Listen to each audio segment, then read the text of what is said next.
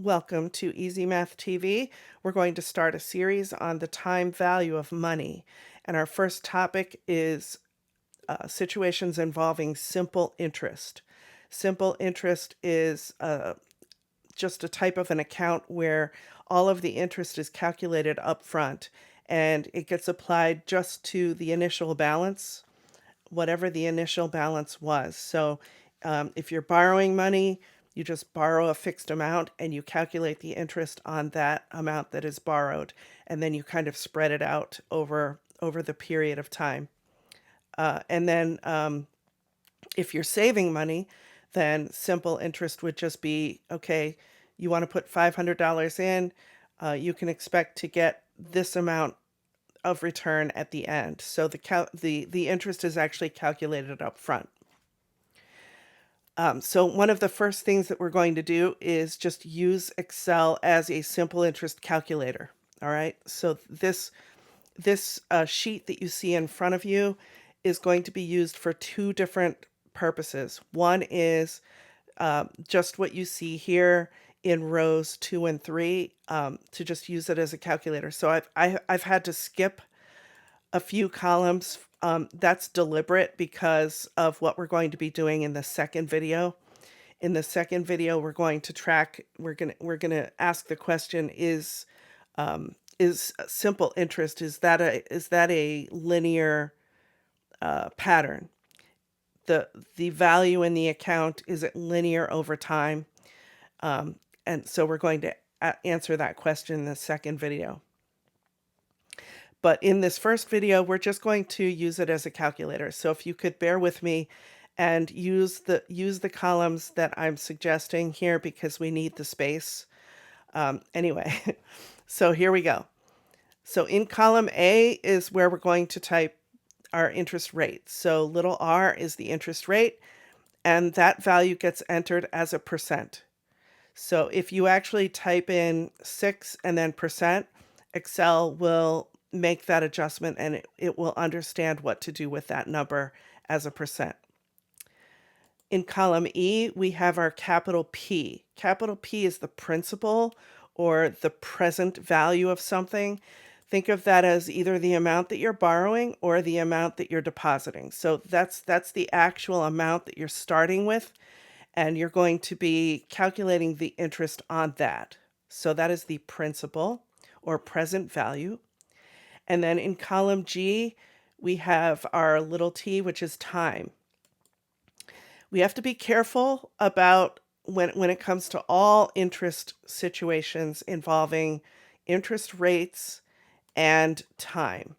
The interest rate is calculated on a certain time interval. So you'll be told that, oh, this is an annual interest rate, or, oh, this is a periodic interest rate that gets compounded monthly, or, what kind of an interest rate is it? So if it's an annual interest rate, then we need to make sure that time is also measured in years.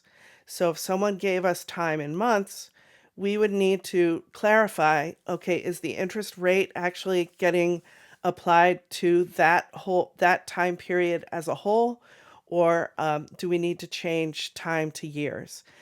And I'm just going to give you a heads up that most of the time, uh, the vast majority of situations, we're going to need to make sure that time is in years.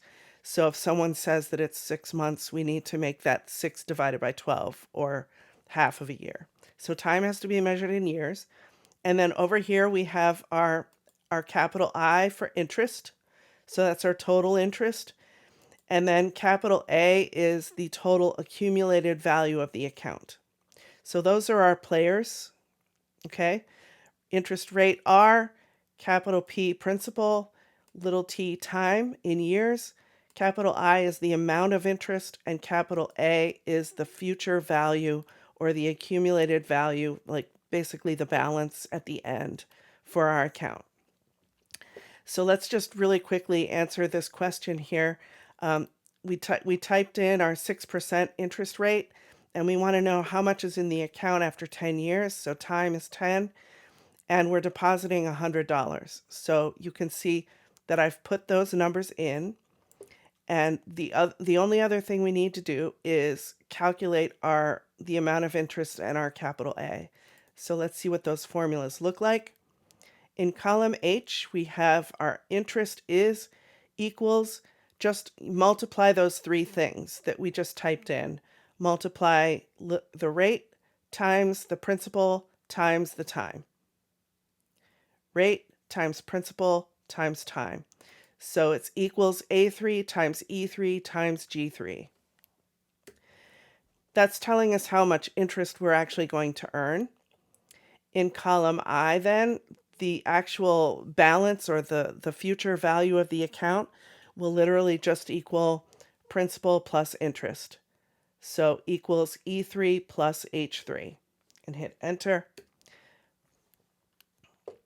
So in order to answer the question here, how much is in the account after 10 years? That is looking for the value of A, and in this case, it's $160. If it was asking for the actual, like how much interest, so the account earned $60 in interest. That's how we would answer that question. So the second question, is A linear over time? That's going to be our second video. So this is just part one. Part two will be to establish that pattern between what is the value in the account versus time. So time is going to be our X quantity.